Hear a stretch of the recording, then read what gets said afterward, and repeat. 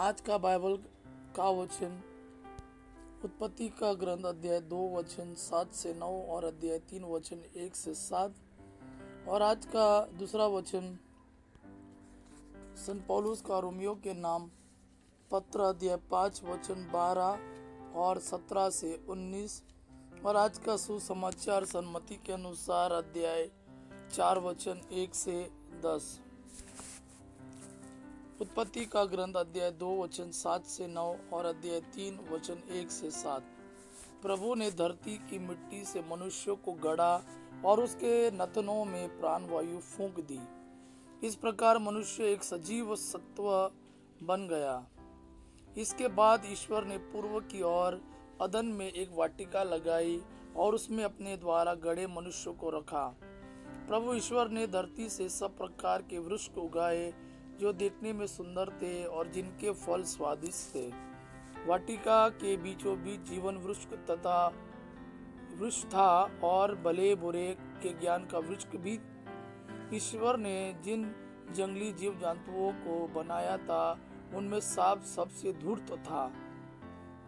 उसने स्त्री से कहा, क्या ईश्वर ने सचमुच तुमको मना किया कि वाटिका के किसी वृक्ष का फल मत खाना? स्त्री ने सांप को उत्तर दिया, हम वाटिका के वृक्षों के फल खा सकते हैं, परंतु वाटिका के बीचों बीच वाले वृक्ष के फलों के विषय में ईश्वर ने यह कहा, तुम उन्हें नहीं खाना, उनका स्पर्श तक नहीं करना, नहीं तो मर जाओगे। सांप ने स्त्री से कहा, नहीं, तुम नहीं मरोगे। ईश्वर जानता है कि यदि तुम उस वृक्ष का फल खाओगे तो तुम्हारी आंखें खुल जाएगी, तुम्हें भले बुरे का ज्ञान हो जाएगा और इस प्रकार तुम ईश्वर के सदृश बन जाओगे। अब स्त्री को लगा कि उस वृक्ष का फल स्वादिष्ट है, वह देखने में सुंदर है और जब उसके द्वारा ज्ञान प्राप्त होता है तो वह कितना लुभावना है। इसलिए उसने फल तोड़कर खाया।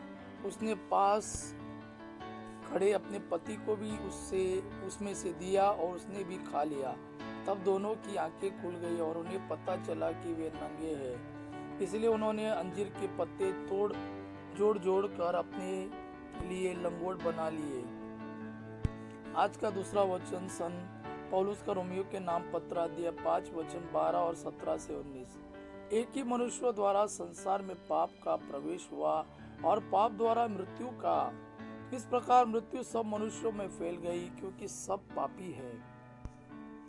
यह सच है कि मृत्यु का राज्य एक मनुष्य के अपराध के फलस्वरूप एक ही के द्वारा प्रारंभ हुआ, किंतु जिन्हें ईश्वर की कृपा तथा पाप मुक्ति का वरदान प्रचुर मात्रा में मिलेगा, वे एक ही मनुष्य ईसा मसीह के द्वारा जीवन का राज्य प्राप्त करेंगे। इस प्रकार हम देखते हैं कि जिस तरह एक ही मनुष्य के अपराध के फलस्वरूप सबों को दंडाज्ञा मिली, उसी तरह एक ही मनुष्य के प्रायश्चित के फलस्वरूप सबों को पाप मुक्ति और जीवन मिला। जिस तरह एक ही मनुष्य के आज्ञा भंग के कारण सब पापी ठहराए गए, उसी तरह एक ही मनुष्य के आज्ञा पालन के कारण सब पाप मुक्त ठहराए जाएंगे। आज का सुसमाचार सन्मति के अनुसार अध्याय 4 वचन 1 से 10। उस समय आत्मा ईसा को निर्जन प्रदेश ले चला, जिससे शैतान उनकी परीक्षा ले ले। ईसा 40 दिन और 40 रात उपवास करते रहे। इसके बाद उन्हें भूख लगी और परीक्षक ने पास आकर उनसे कहा, यदि आप ईश्वर के पुत्र हैं तो कह दीजिए कि ये पत्थर रोटियां बन जाए। ईसा ने उत्तर दिया, लिखा है, मनुष्य रोटी से ही नहीं जीता है, वह ईश्वर के मुख से निकलने वाले हर एक शब्द से जीता है। तब शैतान ने उन्हें पवित्र नगर ले जाकर मंदिर के शिखर पर खड़ा कर दिया और कहा, यदि आप ईश्वर के पुत्र हैं तो नीचे कूद जाइए, क्योंकि लिखा है, तुम्हारे विषय में वह अपने दूतों को आदेश देगा, वे तुम्हें अपने हाथों पर संभाल लेंगे कि कहीं तुम्हारे पैरों को पत्थर से चोट ना लगे। ईसा ने उससे कहा, यह भी लिखा है, अपने प्रभु ईश्वर की परीक्षा मत लो। फिर शैतान उन्हें एक अत्यंत ऊंचे पहाड़ पर ले गया और संसार के सभी राज्यों और उनका वैभव दिखलाकर बोला, यदि आप दंडवत कर मेरी आराधना करें तो मैं आपको यह सब दे दूंगा।